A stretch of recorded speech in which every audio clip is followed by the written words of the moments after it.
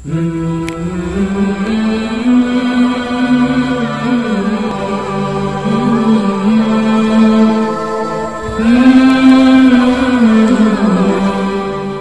علیکم ورحمۃ اللہ وبرکاتہ۔ سورۃ البقرہ کی آیت نمبر 6 کے سامنے پیش خدمت ہے۔ آج ہم اپنے اس کلپ میں ختم اللہ علی قلوبہم وعلی سمعہم وعلی ابصارہم غشاوۃ ولہم عذاب عظیم، اس کی میں ترکیب پیش کروں گا آسان اسلوب میں۔ ختم یختم ختمن، باب ضرب مہر لگانا۔ مفردات القرآن میں امام راغب اصفہانی رحمۃ اللہ علیہ نے کئی تشریح کی ہیں ختم کی، ان میں سے ایک یہ بھی بتایا ہے کہ انسان کے بدن پر جو نشان پڑ جاتا ہے اس نشان کو ختم کہا جاتا ہے۔ اللہ علیہ یألہ الہن، اعلی حرف جار ہے، قلبن کی جمع قلوب، اور سمع یسمع سمعن کے معنی سننا، بصر کی جمع ابصار، اور غشی یغشا غشاوتن چھا جانا۔ ختم یہ فعل ہے، فعل ماضی۔ ختم یہ فعل ماضی ہے اور فعل ماضی مبنی بر فتحہ ہوا کرتا ہے۔ اللہ فاعل، اور علی حرف جار، قلوب مضاف، ہم مضاف الیہ۔ میں نے اس سے پہلے بھی یہ بات بتا دی ہے کہ جب اسم کے ساتھ ضمائر ملحق ہوتی ہیں تو وہ ضمائر مضاف الیہ واقع ہوتی ہیں۔ یہ قلب اسم ہے، اس اسم کے ساتھ یہ ضمیر ہم متصل ہے، لہذا یہ ضمیر یہاں پر مضاف الیہ واقع ہوگی۔ اگر یہی ضمیر کسی فعل کے ساتھ لاحق ہوتی تو مفعول ہوتی۔ واو حرف عطف،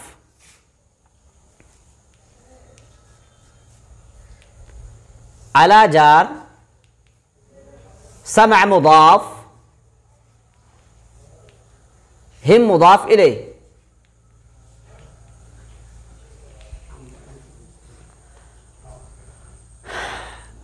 وعلی ابصارہم غشاوہ کا تعلق پیچھے جملے سے نہیں ہے، اس کو سمجھنے کی کوشش کریں گے۔ علی جار، قلوب مضاف، ہم مضاف الیہ، مضاف مضاف الیہ سے ملنے کے بعد ہوا مجرور، مجرور، جار مجرور سے ملنے کے بعد معطوف علیہ، جار اپنے مجرور سے ملنے کے بعد معطوف علیہ، واو حرف عطف، علی حرف جار، سمع مضاف، ہم مضاف الیہ، مضاف مضاف الیہ سے ملنے کے بعد علی کا مجرور، جار اپنے مجرور سے ملنے کے بعد معطوف، معطوف اپنے معطوف علیہ سے ملنے کے بعد ختم سے متعلق، ختم سے متعلق، فعل اپنے فاعل اور متعلق سے ملنے کے بعد جملہ فعلیہ خبریہ ہوتا ہے۔ اب ہم چلتے ہیں آگے۔ یہ واو مستانفہ ہے، یہ واو مستانفہ، مستانفہ کا مطلب یہ ہوتا ہے کہ جملے کا آغاز ہو رہا ہے، جملے کی شروعات ہوتی ہے، جملے کی شروعات جہاں سے ہو اس کو مستانفہ، ایسا واو جو جملے کی شروعات کرے، جس سے پہلے کا تعلق، جس واو کا تعلق پچھلے جملے سے نہ ہو، واو مستانفہ۔ علی حرف جار، علی حرف جار، ابصار مضاف، ابصار مضاف، ہم مضاف الیہ، مضاف اپنے مضاف الیہ سے ملنے کے بعد اعلیٰ کا مجرور، جار اپنے مجرور سے ملنے کے بعد خبر مقدم، خبر مقدم، اور یہ غشاوہ مبتدا مؤخر، میں یہاں قاعدہ بتا دوں، کوئی اسم نکیرہ ہو، کوئی بھی اسم نکیرہ ہو، اس اسم نکیرے کے بعد اگر جار یا مجرور ہو تو اس اسم نکیرے کو موصوف بناتے ہیں اور اس کے بعد کے جملے کو صفت بناتے ہیں۔ اگر یہاں پر قرآن میں جملہ یوں ہوتا وَغِشَاوَةٌ عَلَىٰ أَبْصَارِهِمْ، وَغِشَاوَةٌ عَلَىٰ أَبْصَارِهِمْ، تو غشاوہ موصوف ہوتا اور عَلَىٰ أَبْصَارِهِمْ جار مجرور سے ملنے کے بعد صفت واقع ہوتا، اور یہ جملہ ناقص ہوتا، کیونکہ موصوف صفت یہ جملہ ناقص ہوتا ہے۔ اور جملے ناقصہ کو ایک مزید کسی اسم کی ضرورت پڑتی ہے جو کہ اس جملے ناقصہ کو تام بنائے، چنانچہ اللہ تبارک و تعالیٰ نے یہاں پر اس ترکیب کو پلٹ دی، اس موصوف صفت کے بجائے اس کو مبتدا خبر بنا دیا۔ اور مبتدا خبر کا طریقہ کیا ہوتا ہے کہ اس اسم نکیرے کو مؤخر کر دیا جائے اور وہ جار مجرور کو مقدم کر دیا جائے۔ جیسے رجل فی الداری، رجل فی الداری، اس مثال میں رجل موصوف ہے اور فی الداری جار مجرور سے ملنے کے بعد یہ صفت ہے۔ ہم کو یہ جملے تامہ بنانا ہے تو اس کو مؤخر مقدم کرنا پڑے گا، فی الداری رجل، تو فی الداری جار مجرور سے ملنے کے بعد متعلق ہوگا شبہ فعل کے، اور شبہ فعل اپنے متعلق سے ملنے کے بعد خبر مقدم، اور رجل یہ مبتدا مؤخر ہے۔ تو یہاں پر وہی شکل اختیار کی گئی، وَعَلَىٰ أَبْصَارِهِمْ، مضاف مضاف الیہ سے ملنے کے بعد اعلیٰ کا مجرور، جار مجرور سے ملنے کے بعد خبر مقدم، خبر مقدم ڈائریکٹ نہیں بنائیں گے بلکہ ہم متعلق مانیں گے شبہ فعل سے، شبہ فعل اپنے فاعل اور یہاں جو مجرور ہے متعلق ہے، مجرور سے متعلق سے ملنے کے بعد خبر مقدم، اور غشاوہ کیا ہے؟ یہ مبتدا مؤخر ہے۔ اب واو، یہ واو پھر واو مستانفہ ہے، یہ کیا ہے؟ واو مستانفہ۔ اس واو کو واو عاطفہ نہیں کہیں گے کیونکہ اس واو کا تعلق پیچھے جملے سے نہیں ہے۔ لام حرف جار، لام کیا ہے؟ جار، اور ہم کیا ہے؟ مجرور۔ یہاں پر پھر وہی ترکیب آتی ہے کہ کبھی بھی جار مجرور اور اسم آئے، کسی بھی جملے میں جار مجرور ہو اور اسم ہو، وہاں دیکھا یہ جائے گا کہ جار مجرور پہلے استعمال ہوا ہے یا بعد میں استعمال ہوا ہے، وہ اسم پہلے استعمال ہوا ہے یا بعد میں استعمال ہوا۔ خاص طور سے مسئلہ اس وقت آتا ہے جب کہ کوئی اسم نکیرہ ہو۔ کسی بھی جملے میں آپ دیکھیں اگر کوئی اسم نکیرہ ہو اور وہاں پر جار مجرور یا ظرف ہو، اگر جار مجرور یا ظرف پہلے استعمال ہو رہا ہے اور وہ اسم نکیرہ بعد میں استعمال ہو رہا ہے تو سمجھ جائیں کہ وہ ترکیب مبتدا خبر کی ہے۔ اگر وہ اسم نکیرہ پہلے استعمال ہو اور جار مجرور بعد میں استعمال ہو تو سمجھ جائیں کہ اس ترکیب میں یہ موصوف صفت کی ترکیب ہو رہی ہے۔ جیسا کہ کتاب میں لکھا ہے نا، القرۃ الراشدہ ثالث میں لکھا ہے وَذَلِكَ بُسْتَانٌ وَذَلِكَ أَجِيرٌ يَشْتَغِلُ فِي حَائِطٍ، تو وہاں پر دیکھ رہے ہیں آپ، خیر یہ تو مثال تو جملہ خبریہ کی مثال ہو جاتی ہے کہ اجیر موصوف، اجیر نکرہ ہے موصوف، اس کے بعد یشتغل فی حائط یہ جملہ فعلیہ بن رہا ہے، اس کی مثال نہیں، وہاں پر مثال اور ہے وَهُنَا دُكَّانٌ يُفْتَحُ فِي السُّوقِ، وہ بھی مثال دوسری ہو رہی ہے۔ وَهُنَا اگر میں مثال دوں یوں وَهُنَا دُكَّانٌ، وَهُنَا دُكَّانٌ، یہ مثال دیکھ لیجیے آپ، هُنَا دُكَّانٌ، یہ ہونا ظرف ہے، ہونا کیا ہے؟ ظرف ہے، اور دکان یہ کیا ہے؟ نکرہ ہے۔ اگر آپ کو اس جملے کو ترکیب کرنی ہے تو کیا ترکیب کریں گے؟ ہم نے کیا بتایا آپ کو، کسی بھی جملے میں کیا ہو، اگر ظرف ہو یا جار مجرور ہو، اگر وہ مقدم ہو اور اسم نکرہ مؤخر ہو تو رشتہ کیا ہوگا؟ مبتدا خبر کا رشتہ ہوگا۔ ہونا دکان، ہونا خبر مقدم، دکان مبتدا مؤخر۔ اگر جملہ یوں ہوتا دکان ہونا تو یہ موصوف صفت کا رشتہ ہوتا، دکان موصوف ہونا صفت، پاس میں آ گئی۔ تو یہاں پر آپ دیکھیں اس جملے کو، اس سے پہلے سے کوئی تعلق نہیں، لہم عذاب عظیم، یہاں پر کوئی فعل بھی نہیں ہے۔ اور ایسے جملے میں اکثر عام طور سے ایسا جملہ قرآن میں بہت استعمال ہوا ہے، آپ کو غور کرنا پڑے گا کیا جار مجرور اور وہاں پر اسم استعمال ہوا ہے؟ اگر ایسا ہے تو وہاں تقدیم و تاخیر بھی دیکھی جائے گی۔ اگر یہاں پر ہوتا وَعَذَابٌ عَظِيمٌ وَعَذَابٌ عَظِيمٌ لَهُمْ تو رشتہ کس کا ہوتا؟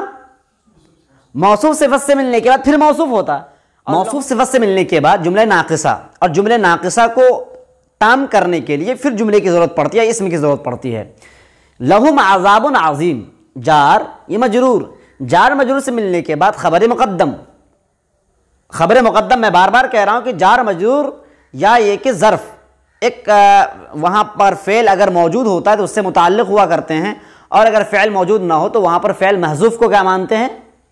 متعلق مانتے ہیں۔ جو فعل محذوف استقر مانو گے یا مستقر مانو گے، وہ ماننا پڑے گا، یا ثابت جو بھی مان سکتے ہیں آپ، تو یہاں پر متعلق مانیں گے، اور وہی متعلق کیا بنتا ہے؟ خبر بنتا ہے۔ عذاب موصوف، عذاب کیا؟ موصوف، عظیم کیا؟ صفت۔ موصوف اپنی صفت سے ملنے کے بعد یہ مبتدا مؤخر کیا بن جائے گا؟ مبتدا مؤخر۔ پہلے کو آپ نے خبر بنا دیا ہے، اب یہاں پر مبتدا مؤخر ہے۔ مبتدا مؤخر اپنے خبر مقدم سے ملنے کے بعد جملہ اسمیہ خبریہ ہوتا ہے۔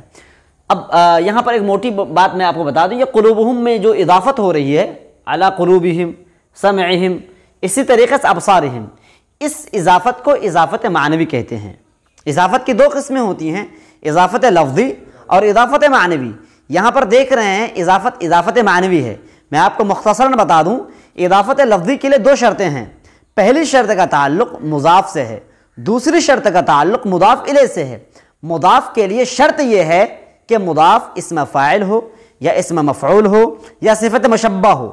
مضاف الیہ کے لیے شرط یہ ہے کہ وہ اس کا معمول بنے، یعنی فاعل بنے یا مفعول بنے۔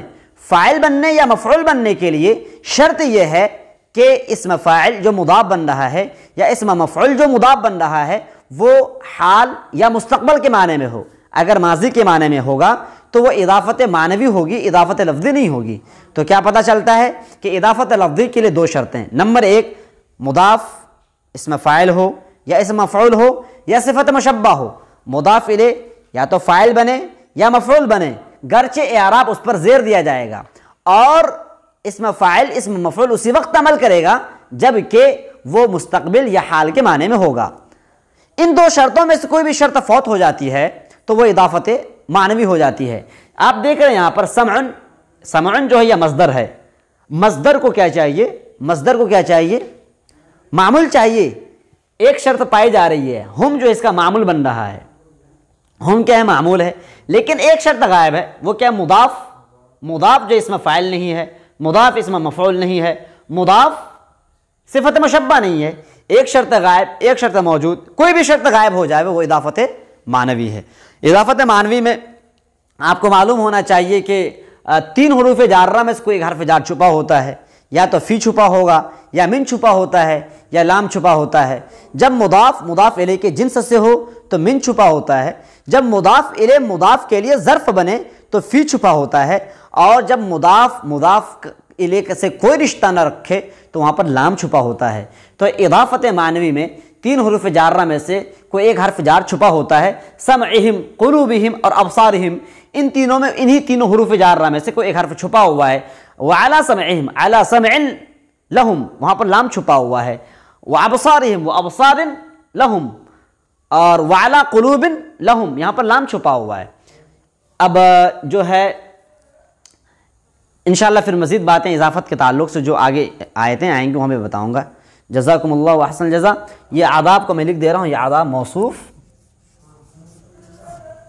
اور عظیم صفت، موصوف صفت سے ملنے کے بعد مبتدا مؤخر اپنے خبر مقدم سے ملنے کے بعد جملہ اسمیہ خبریہ ہوتا ہے۔ جزاکم اللہ احسن الجزا۔